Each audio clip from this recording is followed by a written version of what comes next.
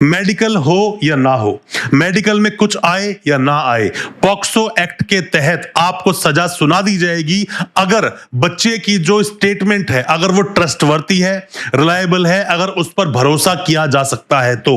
अगर वो स्टेटमेंट बदल नहीं रही है, बार बार कॉन्ट्रडिक्शन नहीं हो रहा है, सजा हो जाएगी। फिर चाहे कंप्लेनेंट उसकी मदर हो, कंप्लेनेंट उसके फादर हो, फिर चाहे बच्चे ने खुद कंप्लेंट दी हो, ऐसे में सजा आपको सुनाई जा सकती है। और सजा सुनाने के बाद में फिर आप भटकते रहिए, आप हाई कोर्ट जाइए, अपील लगाइए, कम से कम सजा तो काटने के बाद ही आपको वहां पर बेल दी जाएगी। हो सकता है बाद में सजा को कम कर दिया जाए, बट सजा होते ही तो आपको जेल भेज ही दिया जाएगा। दोस्तों, हालांकि मैंने पहले भी बहुत सारी वीडियोस बनाई हैं जिसमें पॉक्सो के बारे में बहुत सारे आपके डाउट्स को क्लियर करने की कोशिश की है। फिर चाहे वो सेक्शन 4 रहा हो, 6 है, 8 है, 10 है, 12 है, जिन भी सेक्शंस में पनिशमेंट के प्रावधान है, कई सारे मामलों में ऐसा देखा जाता है कि सेक्शन 17 को ऐड कर दिया जाता है अबेटमेंट के लिए।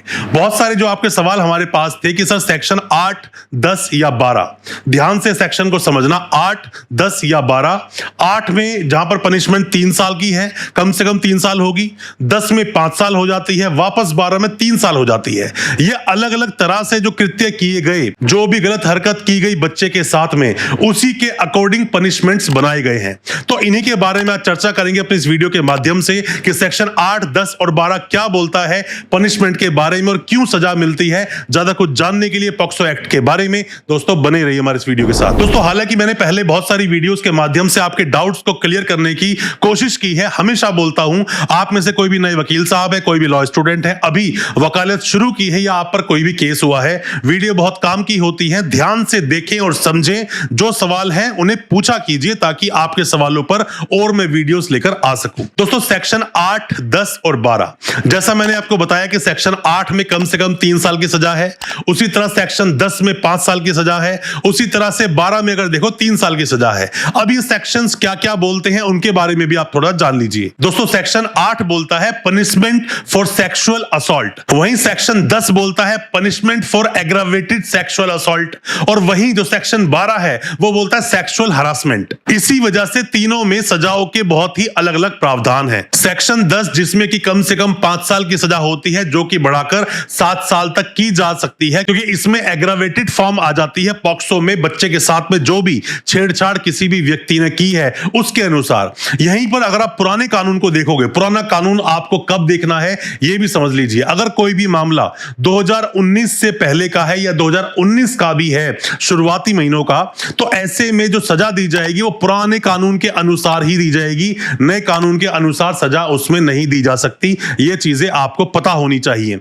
आप जब केस लड़ रहे हो, बहुत सारी बातें हमारे सामने ये आती हैं कि सर मेडिकल में तो कुछ आया नहीं है, ना ही तो मेडिकल कुछ बोलता है, और बाद में जो बच्चे की स्टेटमेंट है उससे भी ज्यादा कुछ जाहिर होता नहीं है। दोस्तों, मेडिकल हो या ना हो, मेडिकल में कुछ आए या ना आए, पॉक्सो एक्ट के तहत आपको सजा सुना दी जाएगी अगर बच्चे की जो स्टेटमेंट है अगर वो ट्रस्टवर्दी है, रिलायबल है, अगर उस पर भरोसा किया जा सकता है तो।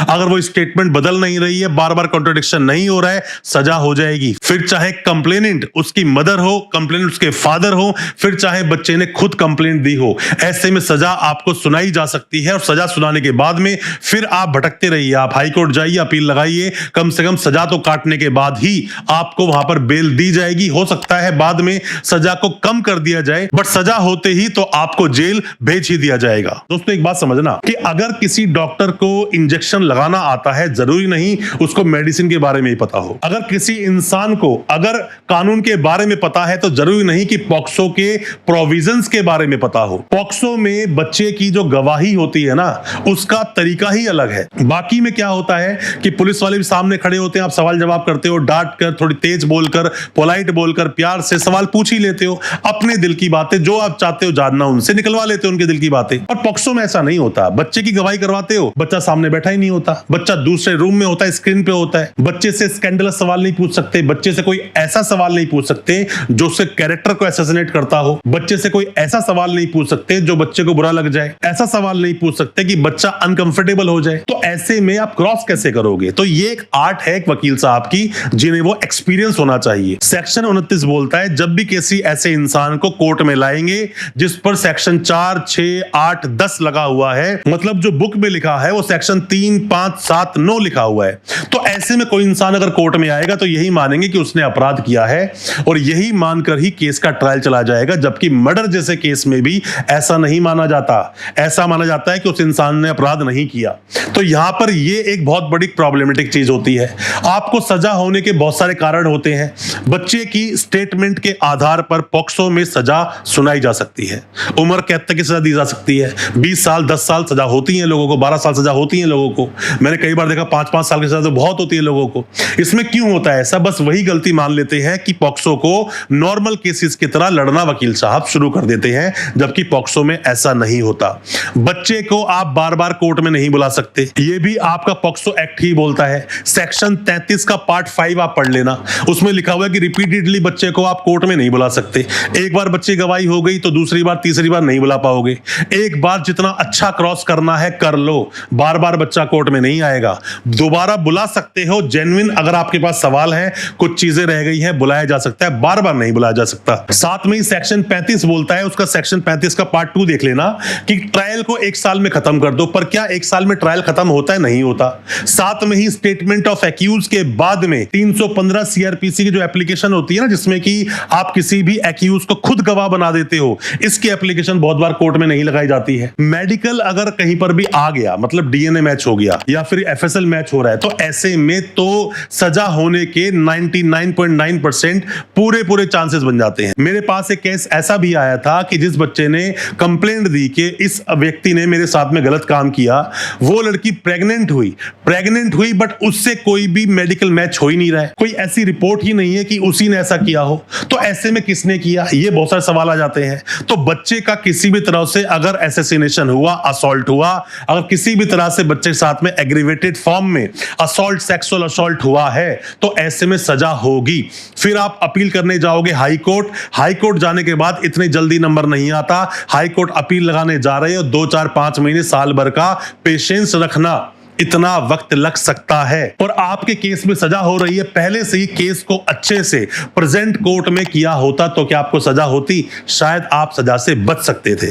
फिर आप जाते हो हाई कोर्ट अपील करने के लिए, वहां से रेमेडी नहीं मिलती, सुप्रीम कोर्ट जाइए, सुप्रीम कोर्ट में लगाओ, रेमेडी आपको मिल सकती है। अगर पहली बार में आपको रेमेडी नहीं मिली, मतलब आपको रिलीफ नहीं मिला, तो दोबारा हाई कोर्ट जा सकते हैं एक वक्त के बाद। ये डिपेंड करता है केस टू केस। अपने वकील साहब को फाइल भेजो और पूछ लो कि सर दोबारा हम कब जा सकते हैं हाई कोर्ट में अपने इसी केस को लेकर। अब दोस्तों सेक्शन 8, 10 और 12 तीनों ही बात करता है किसी भी तरह से बच्चे के साथ में, मतलब इंटरकोर्स वाली बात यहां पे नहीं आती है। किसी भी तरह से जो एक्यूज है उसने बच्चे के प्राइवेट पार्ट को टच किया, प्राइवेट पार्ट को किसी भी तरह से टच किया हो, तो ऐसे मामलों में सेक्शन 8, 10, 12 पिक्चर में आ जाता है। खास करके जो सेक्शन 8 है वो बात करता है प्राइवेट पार्ट को टच करने की, और सेक्शन 10 में कई बार आपने मामले देखे होंगे जहां पर कि बच्चे की कमजोरियों का या किसी भी तरह से कोई प्रॉब्लम में बच्चा है, उसकी उन कमजोरियों का फायदा उठाया गया, तो ऐसे में मामला सेक्शन 10 में आ जाता है। कम से कम 5 साल की सजा होती है। कई बार मामले ऐसे आए कि किसी भी इंसान ने बच्चे के मतलब कि ब्रेस्ट पर टच किया, और यहां पर इंटेंशन को देखना हालांकि जरूरी है, बट ये इंटेंशन को समझाते समझाते सालों बीत जाएंगे, केस चलता रहेगा, केस खत्म नहीं होगा, लास्ट में देखोगे कि आपको सजा हो जाएगी। तो बेहतर है शुरू से ही इन केसेस को बहुत ही ध्यान से, अच्छे से लड़ा जाए, अच्छे से प्रेजेंट किया जाए। मैंने ऐसे बहुत सारे मामले देखे हैं। जो आप पेपर्स हमारे पास भेजते हो कि सर पेपर पढ़ के बताइए हम क्या करें, मैं आपको पर्सनल अपने एक्सपीरियंस के आधार पर समझा रहा हूं कि पॉक्सो के मामलों को बिल्कुल भी हल्के में लेना नहीं चाहिए। शुरू से ही केस को अच्छे से प्रेजेंट करें, from the very first day case को अच्छे से समझें। वकील साहब अगर आप हैं तो केस की जो एफआईआर है, एफआईआर से बहुत कुछ समझने को मिल जाता है, क्योंकि पॉक्सो में क्या होता है कि रिकवरी जैसा कुछ होता नहीं, और अगर रिकवरी हो जाए तो फिर सामने वाला बचता नहीं। रिकवरी में होगा क्या? रिकवरी में हो सकता है कि एफएसएल के लिए कुछ चीजें रिकवर की गई हो सकता है कोई गवाह मिल गया हो सकता है कि सीसीटीवी फुटेज मिल गई हो। अगर ये सब में कोई चीज मिल जाती है तो क्या आप बचोगे? आप बिल्कुल नहीं बचोगे। आपके काफी सारे साल जेल में गुजरेंगे, उसके बाद सजा काटने के बाद ही आप बाहर आ पाओगे, और उसके बाद भी क्या होता है केस में क्या नहीं होता डिपेंड करता है। मैं दोस्तों आप सभी को यही बोलना चाहूंगा, पॉक्सो जैसे मामले में the protection of children from sexual offences offences 2012 में जो ये एक्ट आया, ये मामला किसी भी तरह से हल्के तरीके से केस लड़ने का है ही नहीं।